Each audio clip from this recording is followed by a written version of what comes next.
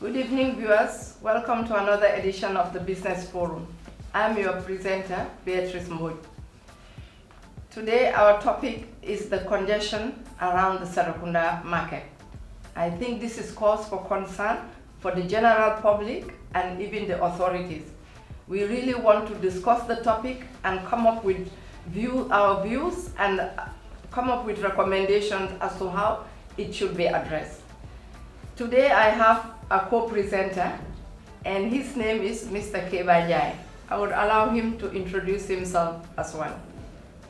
Good evening, viewers, and thank you very much, Beatrice, for the introduction. I am a co-host for this business forum, and the topic, as you have said, is the concern expressed by all in the public domain concerning the market and the surroundings around the area there. The congestion, the traffic, and the different issues that really make life difficult for people and users of the market and the area there. And we are proud to have this in this program today, Daddy Njai, commonly known as Daddy, but Nyang, who is a versatile, some would call him an activist, but an economist by profession, and a good economist for that matter. And someone that is, that has this concern for these issues that are, happening around the country, the economy, and all that. And Daddy doesn't mince word in saying things as he sees it, and we're proud to have that with us. And also, the president of the market, Serekunda market, and he's also here to talk about the concerns of the clients and the market there. So thank you very much. Ready?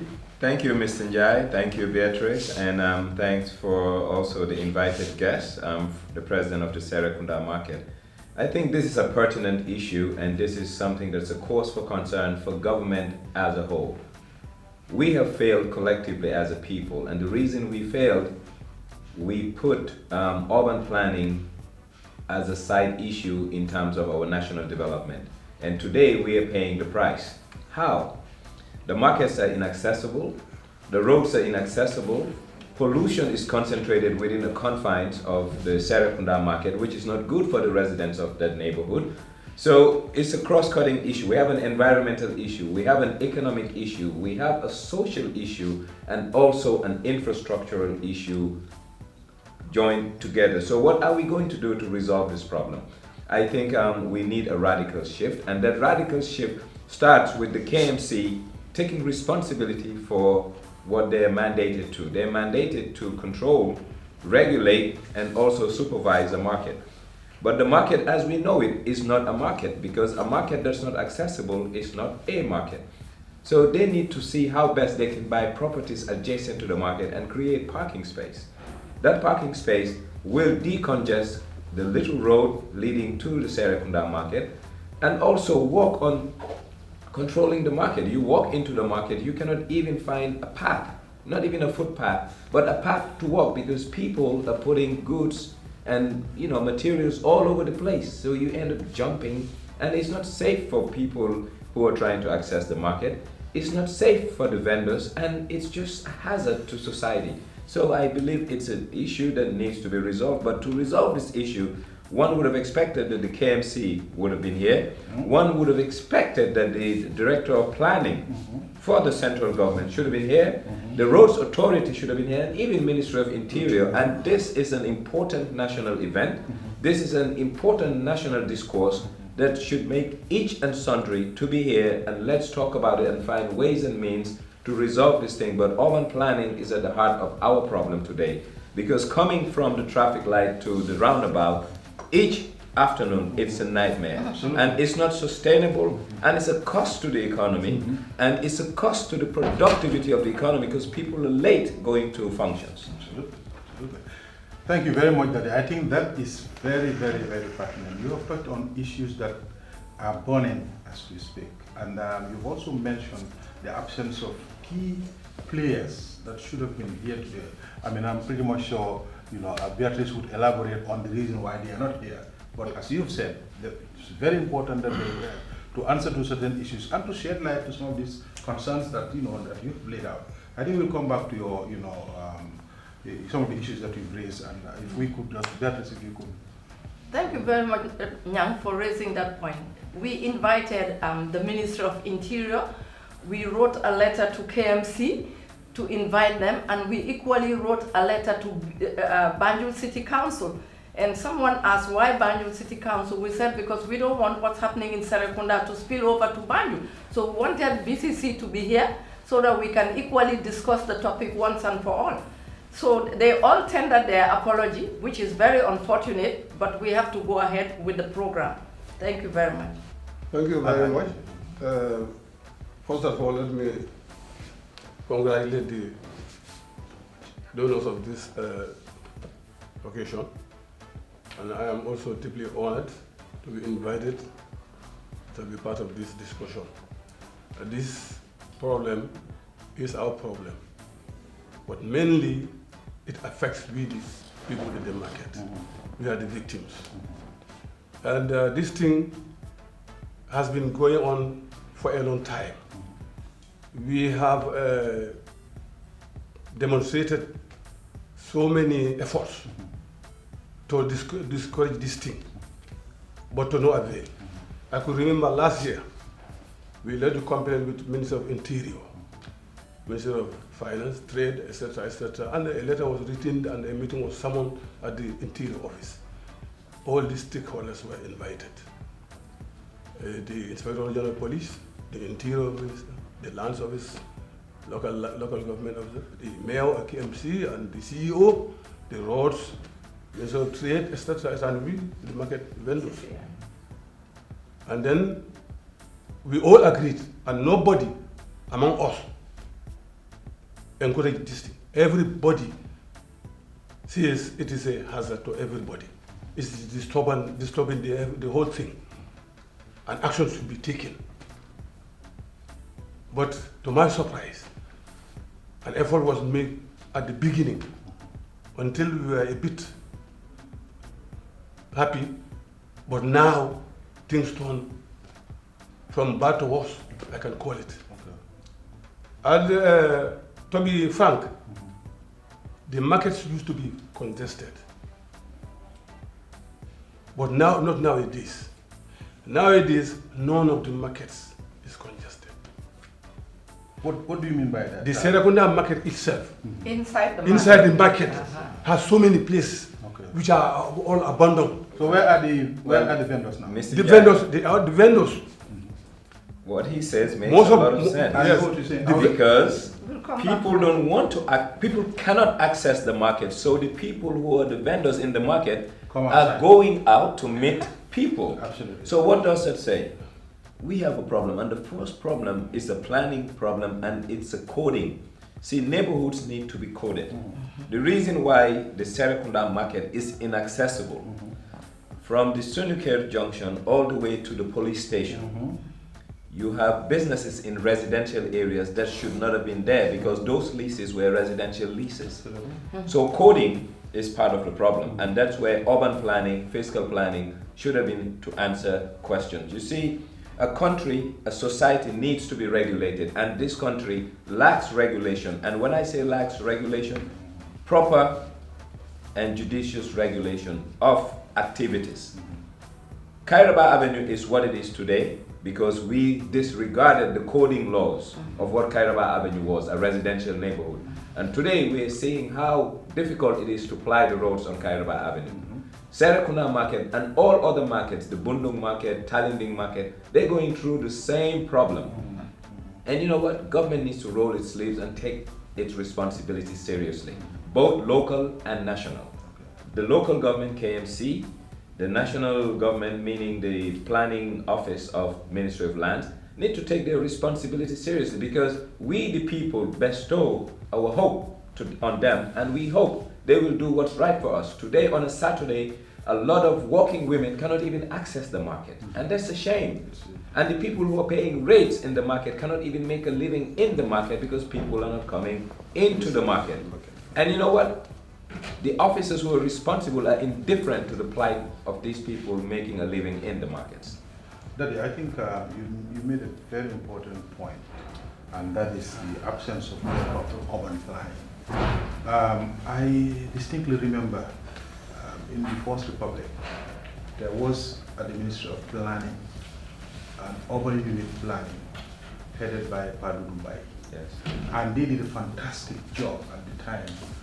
It was during that time that they were able to build the market, The drainage. exactly, the drainage system. They bought also the Mahoney residence behind the market and transformed it into a garage for vehicles, commercial vehicles to park, so that people that are using the commercial transportations to go to either Banjul or anywhere else in the Congos could catch a vehicle.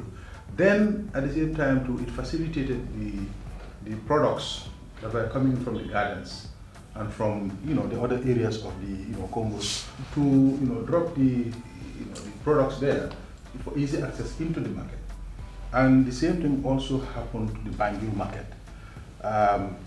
He made a very crucial point, and that is what you elaborated on. That is the fact that the people vacated those places in the market and choose to come to the streets. And we were talking before the program started about the area behind just at the church, where the church was situated, and now it's transformed into a commercial center. Behind that area was so quiet that had some good residents there. But unfortunately, now it is part of the market. You also touched on illegal construction of stalls along the area, which have not been what do you call it? Which was not given to them by the authorities, but encouraged upon them. And yes, you lose people asking for money for that. Can the two of you touch on these issues and shed some light on what your concerns are with regard and the way forward? See, there's what you call squattering. Squatters are illegal people who are occupying spaces. See, KMC, I think they are part of the problem. I mean, we need to call a spade a spade. Yesterday, I was at the residence of the late Inspector General of Police, Inspector Mbu, along the Westfield Road. And the front of his house has been occupied by people selling tangana, and they're installing corrugated stalls right on his fence. So I was going to his property. I couldn't even park. I had to go to a restaurant further down by the church and cross the street and park because there's no parking. I asked the guys, why are you here? KMC gave me a license to be here and I paid. I took it upon myself to go to KMC. I said, how can you give out what you don't own? He said, no, we're responsible for KMC. I said, no. The lease of those properties are leased by the central government. If there is a business within the property, you have the right to levy a tax. But you don't have the right to issue out a land along that area that has been leased already. The leasing authority has the right. So the government needs to convene a meeting with the local authorities for them to know where their rights and responsibility stops and for them to stop encroaching on rights and responsibilities of the national government. That's one. Secondly, and this is very important, the KMC as a municipality make most of their monies on property taxes. And now them allowing squatters to be out anywhere and everywhere. You look at the Bertil Harding Highway, corrugated stalls. You are degrading the value of the properties in those neighborhoods, thereby degrading the value of your collection in terms of rates. So it has become a double-edged sword where the municipality is shooting themselves on the foot, giving out these licenses paid, just them giving you $500 when a property that was valued at $7 million is now being devalued thanks to the $500 you're collecting. I think this is very true, and we'll also allow the president of the market to also tell us what recommendations he has for the way forward. It's quite true. I agree with my friend. But I also have to engage the Ministry of Interior. I think they too are part of it. Because when it comes to revenue, at times council will ignore certain things because of the revenue, because of interest. think the roads, the traffic, does not belong to KMC. And anybody who sits there should be allocated. Who allocate those places to these people? That's the question. If nobody allocates to them, why are they not driven out? But I think the traffic police should not only be entitled to motorists. They should also pay heed to people walking on foot. When roads are built, you have roads for motorists, but you have certain places, footpaths that are called footpaths. That is for myself and any of us. So now, if those footpaths are occupied with businessmen, while the markets are empty, and today, if the motorists happen to kick or knock one of the passers-by or the businessmen, you're going to disturb the vehicle owner. Yeah. But the roads are for vehicles. Public safety. As somebody we call a spade a spade. If you want to learn, you go to the schools. But if you are sick also, you go to the hospitals. You want to sell, go inside the market. Exactly. I think that's what we should. The roads are for the motorists and the passers-by, not for business people. Exactly. The Minister of Interior should make sure that everybody doing business go to the business centers. Okay. Period. And one thing because they are not taking any duties. For KMC, they can be a bit weak because they are something. One way or other, they are having something. But they are not having anything. The responsibility of the police is not to make sure that they get into the market, but to get off the road. Off the road, yes. Because law and order has to be maintained. Absolutely. And now we have a public safety issue. The public safety issue is the footpath that was designated for pedestrians is now being used by vendors. So the police should not wait for anyone to tell them. That's why the issue is a cross-cutting issue that's very multi-sectoral, and people need to come together to address it. But everyone needs to be aware of their responsibility, their sectoral responsibility. The Ministry of Interior, by way of the Inspector General of Police, are responsible for the roads to be unimpeded, accessible, and unobstructed. And they should not wait for anyone to tell them that. That's their responsibility. It's a mandate that they have. The KMC built a market for transactions to happen within a market, and now people are leaving the market. It's their responsibility to make sure people go back to the market. I think this was an avenue and an opportunity for the issue to be resolved, and for me to see an empty space right next to me when the KMC, the Minister of Interior were invited, shows their concern and the priority they've vested on this. Absolutely. But Gambia has changed, and there's citizenry participation in governance going forward. And you know what? We will call a spade, because if this was a travel arrangement, let's say the GCCI is arranging for people to travel and ask them to bring their passports, the most senior official in the building will be the one coming here. So we need to take this issue seriously also, because the lives of Gambians are at risk. And today, if you were to find statistics, there's so many accidents happening around that place, people breaking their legs, people being hit. Why? Because the places that were designated for them are being used by others, and they are now on the roads, and those roads were designated for cars. So public safety, and who is responsible for that? The Ministry of Interior, once again by way of the police. So let them live up to expectation and do what they're supposed to do for the public. Serve and create law and order. They need to protect us. And added to that is also the food safety aspect, because the classification is not followed inside the market and outside. Somebody can be selling fresh fish, which attracts a lot of flies, and then next to it they have this groundnut powder that they call no fly. The groundnut powder is here and the fish is here. All the flies from the fish are going into the groundnut powder. And this is a food safety issue. So I think also, in addition to everything we are looking at, like he said, it's a cross-cutting issue. One thing is leading to another. The classification within the market should also be followed. Otherwise, we have food health hazards all the time. Thank you very much. we're still on the topic around the congestion around the Serekunda market. We'll be right back. Please stay tuned and follow us. We still have Mr. Nyangjai and Mr. Seni Fai and my co-presenter, Mr. Kebanjai. Thank you very much.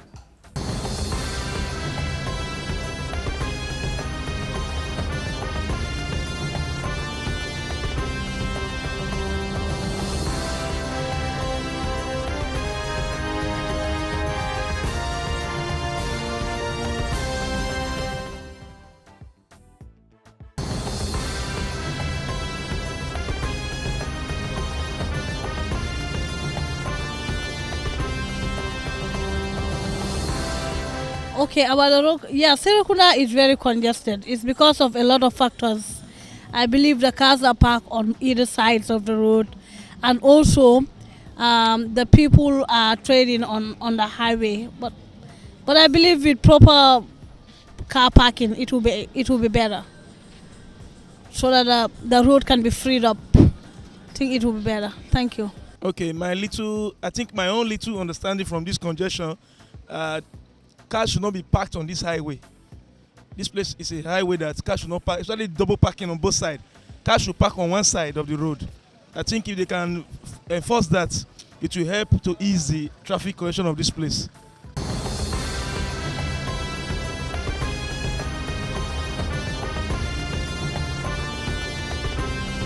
Yeah, my name is Amadou Kante. I live in Bursubi. The reason that caused this congestion on this market side, it is lack of proper planning of the market, because at least the markets will have a sort of a garage whereby cars can park in without causing this congestion here. And it is risky coming to the Serekunda market. As you can see, you'll be tussling with the drivers, running for your life at some times or at some cases. So, and the other thing is vendors have to be provided for the people to go and sell their product inside the market.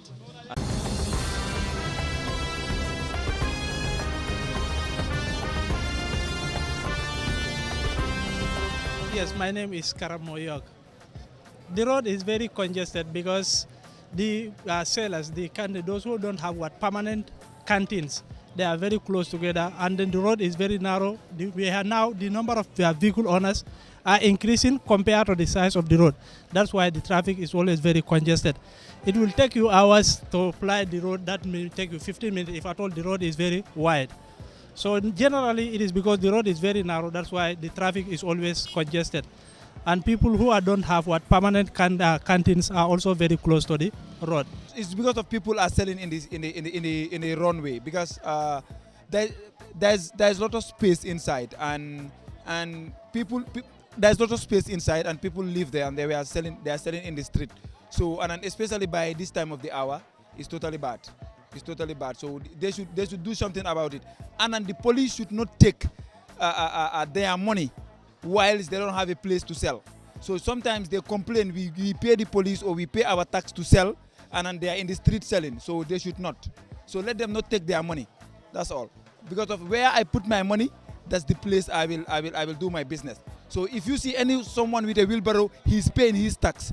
Let the people, let the ministry find a place for them to sell, not in the highway. Thank you.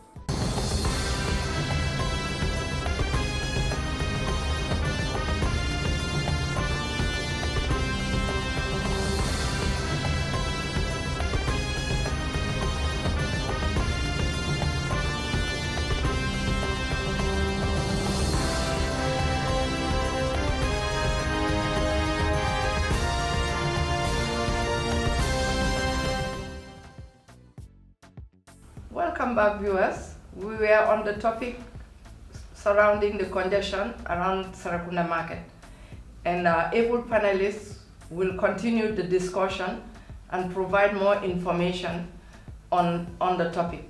Thank you very much, and my co-presenter, Mr. Kebanjai, will take off from here. Sanjay. Okay, thank you very much, Beatrice. Daddy, before we left for our commercial break, we touch on quite a number of issues that are of concern at the market, all surrounding the congestion. Now, one thing that actually concerns me a lot, and we've seen the recurrence every year, year in, year out over the years, and this is the outbreak of fire in the market. It seems as if sometimes people say it is deliberately done by people, or other opinions expressed. In your own view, what do you think is the cause of this thing, year in, year out? Very simple: planning and regulation. Planning, because if the market was properly planned, we will not be seeing the illegal connections where a stall will just extend his or their wire to the next stall. That's one. Secondly, enforcement. There's a lack of enforcement. And look, Gambia has a serious problem. And the problem is Gambia has been a transactional country for the longest. And when we say New Gambia, we're trying to build a country with a difference. But for us to build this country with a difference, we need able leaders. When I say able leaders, I'm not even talking about the presidency, but at different levels of government to be in charge and make sure that people do what they're supposed to do. And the culture of just being lazy has to be set aside, because the economy is suffering, the Gambians are suffering, collectively the society is not doing well. Why? Because we don't have people who will set standards. We don't have people who can just close their eye and do what's right, irrespective of how people perceive them. See, in this country, if you want to do good, you'll be out of friends. If you want to have many friends, you will compromise. And right now, what we need are tough people within the KMC, within fiscal planning, who can come out and restructure the way the markets around our communities operate. Right now, like the gentleman just said, the Serekunda market is empty because the problem is inaccessibility. And if Mohammed doesn't go to the mountain will come to Mohammed. And now the vendors are going to meet the people who want to buy stuff, and thereby creating a market outside of the market. So who should fix this problem? And that's why I was hoping that this occasion would have brought about the likes of KMC, the police, the planning department of the central government to sit around here and see how best to come up with solutions to fix these festering problems. These are festering problems. Absolutely. And it's becoming a cost to the economy, and not only a cost economically, but a health cost. Exactly. You look at a place like the Serekunda market area all the way to the police station in Serekunda. It's an eyesore for the eye environmentally, and it's bad in terms of the air quality because of the number of cars congested around there. I mean, less than 700 to 800 meters will take people 10 minutes to fly. Absolutely. Imagine the amount of pollution concentrated around that area for the residents living in that place. It's not fair. I can tell you because I once lived there, and when I lived there in the mid 80s, that area was quiet. But then, as you have said, the spillover of activities from the market, from the inside market, and to the roadside, along the streets, and all these other things have created, an environment that living there is a menace. Mr. Fight, you are the president of the vendors of the market.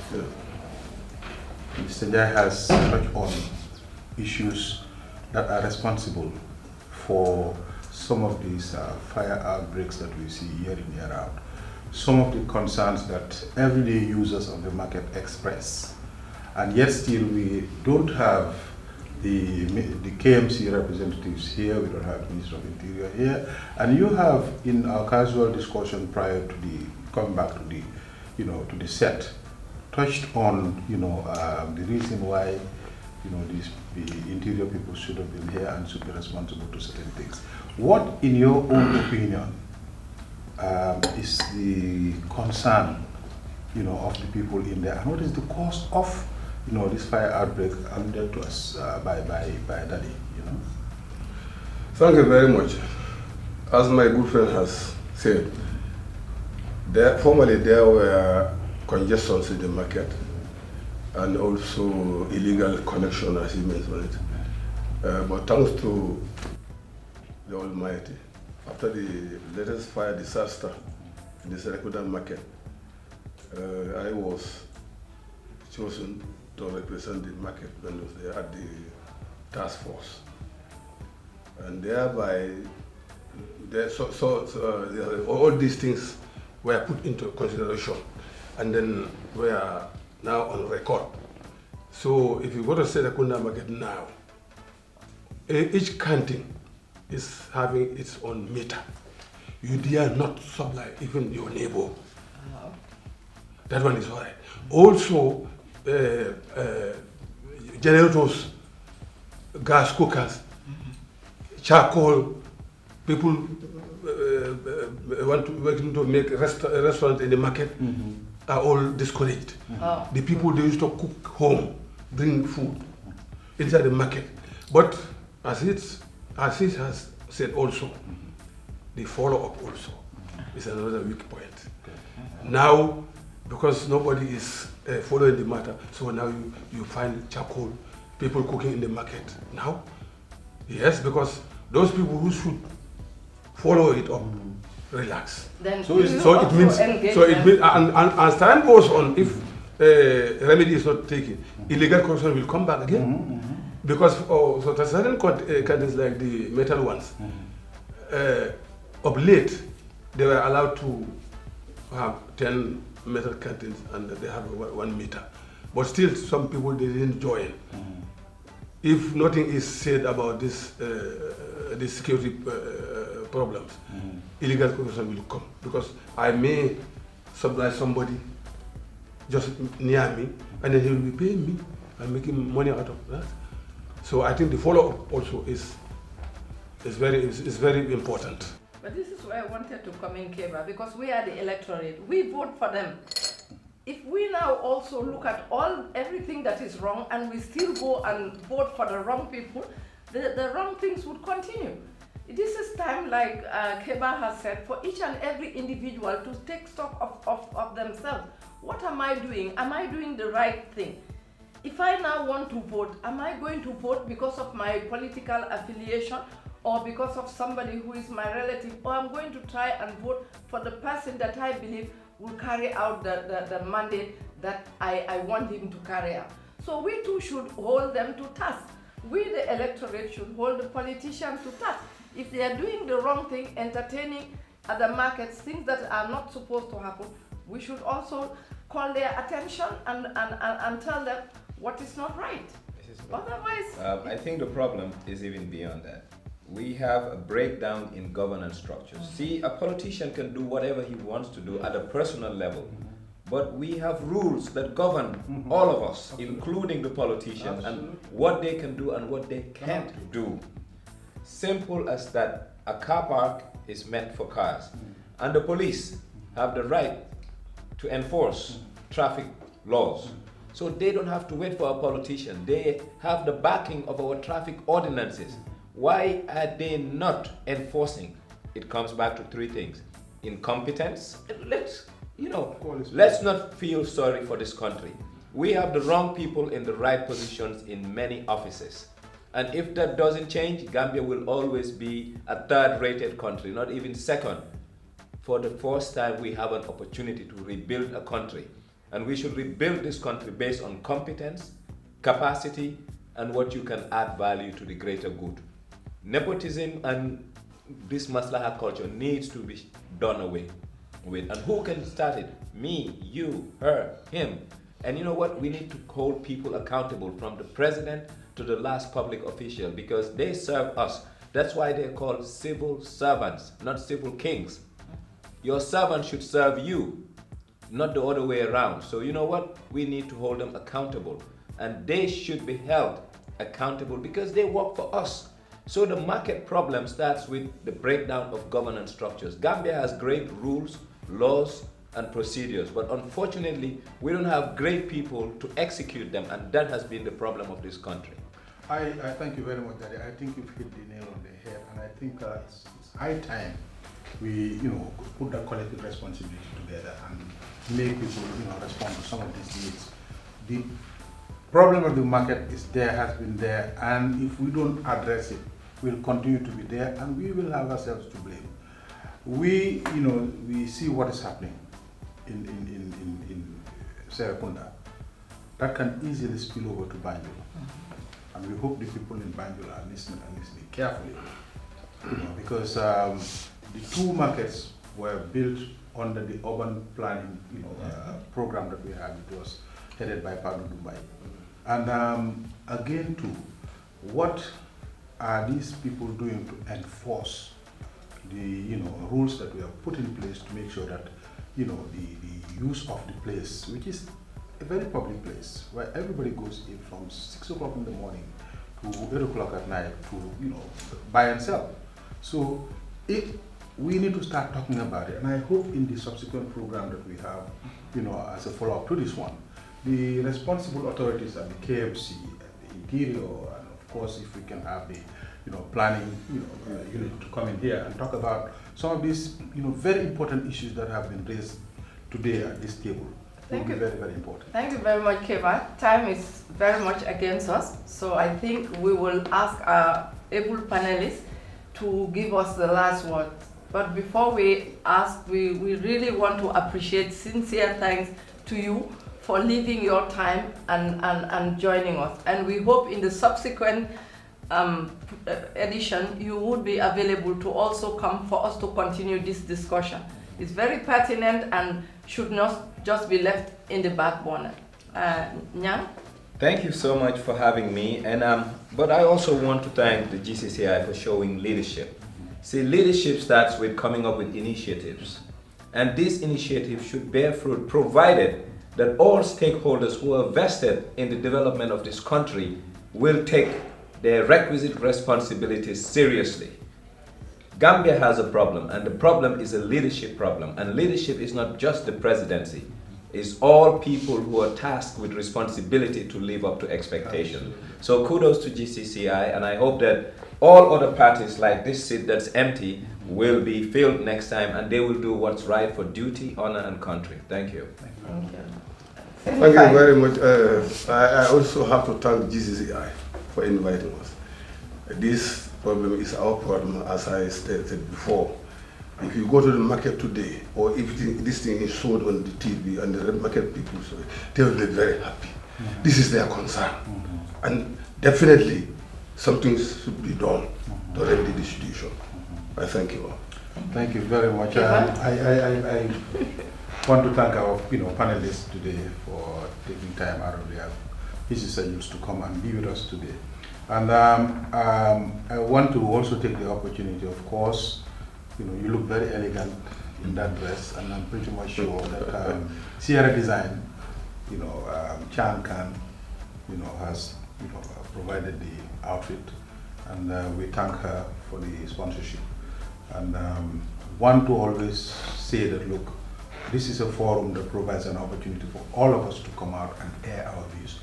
You that are out there should try and give your feedback to GCCI so that in subsequent programs that we're going to have, particularly this hot topic, which I believe will have follow-up program, and as Danny has rightly alluded, and willing to give his time to the program. Thank you very much, Mr. Nyai, for the compliment.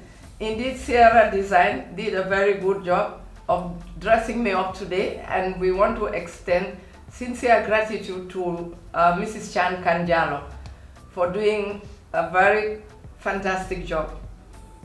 Also, we want to mention Jar Oil, our sponsor for this program.